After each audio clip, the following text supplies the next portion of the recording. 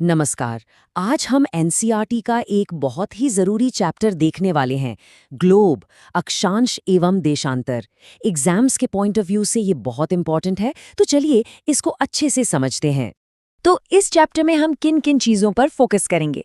सबसे पहले globe and axis, फिर लैटिट्यूड्स और हीट जोन्स, इसके बाद लॉन्गिट्यूड्स, टाइम कैलकुलेशन और आखिर में इंडियन स्टैंडर्ड टाइम।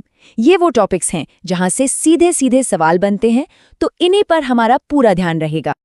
तो चलिए शुरू करते हैं सबसे पहले टॉपिक से, जो है ग्लोब, यानी पृथ्वी का एक सही मॉडल।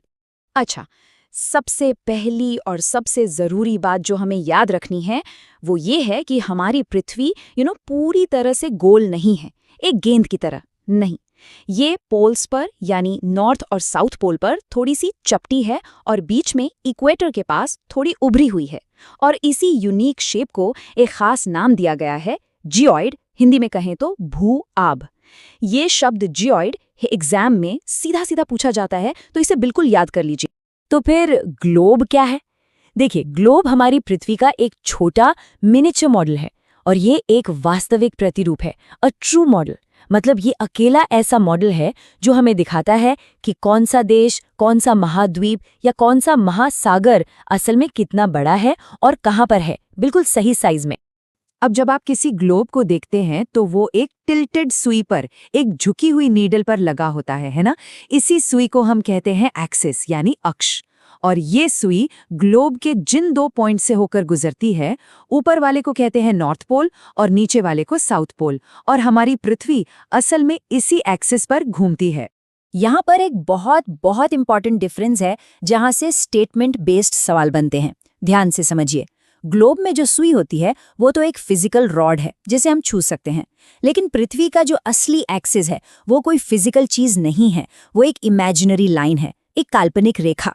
और हमारी पृथ्वी वेस्ट टू ईस्ट यानी पश्चिम से पूर्व की ओर इसी काल्पनिक रेखा पर घूमती है। ठीक है, तो एक्सिस समझ आ गया। अब आगे बढ़ते हैं और लैटिट्यूड्स को समझते हैं, जिन्हें हम समानांतर वृत्त भी कहते हैं। अब देखिए, पृथ्वी पर किसी भी जगह को बताने के लिए हमें कुछ रेफरेंस पॉइंट्स चाहिए, तो हमने एक इमेजिनरी लाइन, एक काल्पनिक रेखा मानी है जो ग्लोब को बिल्कुल बीच से 2 बराबर हिस्सों में बांटती है। इसी लाइन को हम कहते हैं इक्वेटर या विषुवत वृत्त। ये सबसे ज़रूरी रेफरेंस लाइन है और इसकी वैल्यू है 0 डिग्री लैटिट्यूड। तो ये जो इक्वेटर है ये पृथ्वी को 2 हाफ्स में, 2 गोलार्धों में बांट देता है। इक्वेटर के ऊपर वाला जो नॉर्दर्न हाफ है उसे हम कहते हैं नॉर्दर्न हेमिस्फीयर यानी उत्तरी गोलार्ध, और जो नीचे वाला सदर्न हाफ है उसे कहते हैं सदर्न हेमिस्फीयर यानी दक्षिणी गोलार्ध। बिल्कुल बेसिक कॉन्सेप्ट है ये।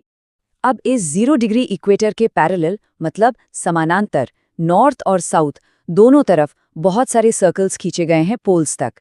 इन्हीं पैरेलल सर्कल्स को हम कहते हैं पैरेलल्स ऑफ लैटिट्यूड या अक्षांश रेखाएं, और इन्हें हम डिग्रीज में मापते हैं। एक बात यहाँ ध्यान देने वाली है जो एग्जाम में पूछी जाती है, ये सारे सर्कल्स बराबर नहीं होते। जैसे जैसे हम इक्वेटर से पोल्स की तरफ जाते हैं, इन सर्कल्स का साइज छोटा होता जाता है। अच्छा, अब जो ये डायग्राम आप देख रहे हैं ये एग्जाम के लिए एक तरह से मेमोरी एंकर है, मतलब इसको दिमाग में बिठा लीजिए। इसमें जितनी भी इम्पोर्टेंट लैटिट्यूड लाइंस हैं और उनकी जो डिग्री वैल्यू है वो दी गई है। इन वैल्यूज को आपको एग्जैक्टली जैसा है वैसा ही याद करना है। चलिए एक बार जल्दी से रिवाइज कर लेते हैं। इक्वेटर यानी विषुवत वृत्त है 0 डिग्री पर। ट्रॉपिक ऑफ कैंसर यानी कर्क रेखा है 23.5 degree north. Tropic of Capricorn यानी मकर रेखा है 23.5 डिग्री साउथ। फिर आर्कटिक सर्कल या उत्तर ध्रुव वृत्त है 66.5 डिग्री नॉर्थ पर, और एंटार्क्टिक सर्कल या दक्षिण ध्रुव वृत्त है 66.5 डिग्री साउथ पर। नॉर्थ पोल 90 डिग्री नॉर्थ और साउथ पोल 90 डिग्री साउथ। ये मैच द फॉलोइंग वाले क्वेश्चंस में सीधे सीधे आते हैं। तो अब जब हमने ये इंपॉर्टेंट लैटिट्यूड्स देख लिए हैं, तो चलिए ये समझते हैं कि इनका कनेक्शन पृथ्वी के हीट जोन्स यानी ताप कटिबंधों से कैसे है। सबसे पहले आता है टॉरड जोन या उष्ण कटिबंध। ये कौन सा एरिया है? ये है ट्रॉपिक ऑफ कैंसर और ट्रॉपिक ऑफ कैप्रिकॉर्न के बीच का एरिया। यहाँ पर सबसे ज्यादा गर्मी होती है। अब सवाल उठता है क्यों? क्योंकि इस एरिया में साल में कम से कम एक बार दोपहर का सूरज बिल्कुल सिर के ऊपर वर्टिकली चमकता है, और इसी वजह से यहाँ मैक्सिमम हीट रिसीव होती है। ये कॉज एंड इफेक्ट वाला सवाल बनता है। टॉरिड जोन के बाद आते हैं टेम्परेट जोन्स, यानी शीतोष्ण कटिबंध। ये दो हैं, एक नॉर्दर्न हेमिस्फीयर में ट्रॉपिक ऑफ कैंसर और आर्कटिक सर्कल के बीच, और दूसरा सदर्न हेमिस्फीयर में ट्रॉपिक ऑफ कैप्रिकॉर्न और एंटार्क्टिक सर्कल के बीच। यहाँ सूरज की किरणें सीधी नहीं बल्कि तिरछी स्लैंटिंग पड़ती हैं, इसलिए यहाँ का टेम्परेचर मॉडरेट रहता है, न बहुत ज्यादा गर्म न बहुत ज्यादा ठंडा। और आखिर में आते हैं फ्रिजिड जोन्स, यानी शीत कटिबंध। जैसा नाम से ही पता चल रहा है, ये पोल्स के पास वाले इलाके हैं, एक आर्कटिक सर्कल और नॉर्थ पोल के बीच और दूसरा एंटार्क्टिक सर्कल और साउथ पोल के बीच। यहाँ बहुत ज्यादा ठंड होती है। वजह? क्योंकि यहाँ सूरज कभी भी होराइजन से ज्यादा ऊपर नहीं आता, किरणें बहुत ही ज्यादा तिरछी होती हैं। तो ठीक है, लैटिट्यूड से हमें ये तो पता चल गया कि कोई जगह नॉर्थ में है या साउथ में, लेकिन सिर्फ इतना काफी नहीं है। किसी भी जगह की एग्जैक्ट लोकेशन बताने के लिए हमें एक और रेफरेंस लाइन चाहिए, और यहीं पर आते हैं लॉन्गिट्यूड्स, यानी देशांतर। अब सवाल ये है कि लॉन्गिट्यूड्स की जरूरत क्यों पड़ी। चलिए एनसीईआरटी का ही एग्जाम्पल लेते हैं। मान लीजिए टोंगा आइलैंड्स और मॉरिशस आइलैंड्स, ये दोनों ही 20 डिग्री साउथ लैटिट्यूड पर है। तो अगर कोई कहे कि 20 डिग्री साउथ पर जाओ, तो आप कहाँ जाएंगे, टोंगा या मॉरिशस? कंफ्यूजिंग है ना? इसी कंफ्यूजन को दूर करने और एग्जैक्ट लोकेशन बताने के लिए हमें लॉन्गिट्यूड्स की जरूरत पड़ती है। तो लॉन्जिट्यूड्स हैं क्या? ये वो रेफरेंस लाइंस हैं जो नॉर्थ पोल से साउथ पोल तक जाती हैं। ये सेमी सर्कल्स होते हैं। और लैटिट्यूड्स के विपरीत, जहां सारे सर्कल्स छोटे बड़े थे, लॉन्जिट्यूड्स की सारी लाइंस की लेंथ बराबर होती है। ये एक बहुत ही इंपॉर्टेंट डिफरेंस है जो एग्जाम में पूछा जाता है।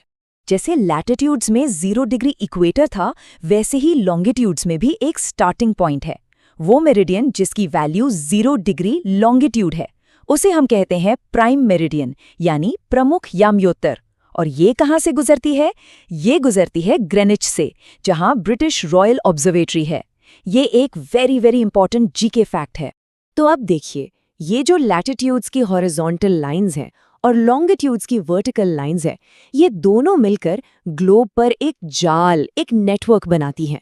और इसी नेटवर्क को हम कहते हैं ग्रिड। और इसी ग्रिड की मदद से हम अर्थ पर किसी भी पॉइंट की बिल्कुल पिन पॉइंट एग्जैक्ट लोकेशन बता सकते हैं।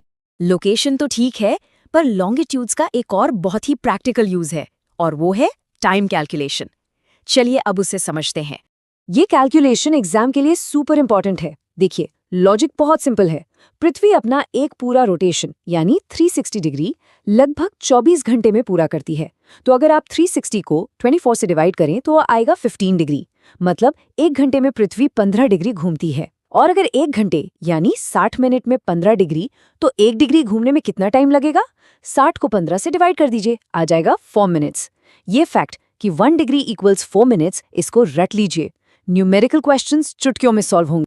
अब इस टेबल को देखिए, ये टाइम कैलकुलेशन का रूल है। हमारा रेफरेंस पॉइंट क्या है? ग्रीनिच, जो 0 डिग्री पर है। तो रूल ये है, ग्रीनिच से ईस्ट में जाने पर टाइम अहेड होता है, मतलब प्लस होता है, और वेस्ट में जाने पर टाइम बिहाइंड होता है, मतलब माइनस होता है। जैसे 15 डिग्री ईस्ट पर टाइम ग्रीनिच से 1 घंटा आगे होगा और 15 डिग्री वेस्ट पर 1 घंटा पीछे होगा। यहाँ से न्यूमेरिकल क्वेश्चंस बनने का पूरा चांस है। तो चलिए इसी लॉजिक को अब हम अपने देश भारत पर अप्लाई करके देखते हैं और समझते हैं इंडियन स्टैंडर्ड टाइम को। अब देखिए, भारत का विस्तार भी काफी ज्यादा है, तो जो अलग अलग लॉन्गिट्यूड्स भारत से गुजरते हैं उन सब का अपना लोकल टाइम होगा। एनसीईआरटी में एक बड़ा अच्छा एग्जाम्पल दिया है। गुजरात में द्वारका और असम में डिब्रूगढ़, इन दोनों जगहों के लोकल टाइम में करीब करीब 1 घंटा 45 मिनट का फर्क है। अब सोचिए, अगर देश में अलग अलग टाइम होता तो कितनी गड़बड़ होती। इसीलिए एक स्टैंडर्ड टाइम की जरूरत पड़ती है। तो इस प्रॉब्लम को सॉल्व करने के लिए भारत में 82 डिग्री 30 ईस्ट लॉन्गिट्यूड को, यानी 82.5 डिग्री पूर्व देशांतर को स्टैंडर्ड मेरिडियन ऑफ इंडिया माना गया है। ये वैल्यू 82 डिग्री 30 ईस्ट आपको मुंह ज़बानी याद होनी चाहिए। और इसी स्टैंडर्ड मेरिडियन पर जो लोकल टाइम होता है, उसे ही पूरे देश का स्टैंडर्ड टाइम मान लिया गया है। इसी को हम कहते हैं इंडियन स्टैंडर्ड टाइम, यानी IST। और ये ग्रीनिच मीन टाइम से कितना आगे है? ये है 5 hours and 30 minutes आगे, प्लस 5:30 GMT। ये फैक्ट तो एग्जाम्स में इतनी बार पूछा गया है कि गिनना मुश्किल है। Very very important. चलिए तो चैप्टर खत्म करने से पहले एक क्विक रैपिड रिवीजन करते हैं सारे इंपॉर्टेंट एग्जाम वन लाइनर्स का। रेडी? पृथ्वी का shape geoid, 0 degree latitude equator, 0 degree longitude prime meridian, tropic of cancer 23.5 degree north, tropic of Capricorn 23.5 degree south. Total longitudes कितने हैं? 360। अर्थ को 1 डिग्री घूमने में कितना टाइम लगता है? 4 मिनट्स। इंडिया का standard meridian 82.5 degree east. IST GMT से कितना आगे है? 5.5 घंटे। और लैटिट्यूड्स और लॉन्गिट्यूड्स के नेटवर्क को क्या कहते हैं? ग्रिड। बस ये पॉइंट्स याद रखिए, इस चैप्टर से आपका सवाल गलत नहीं होगा।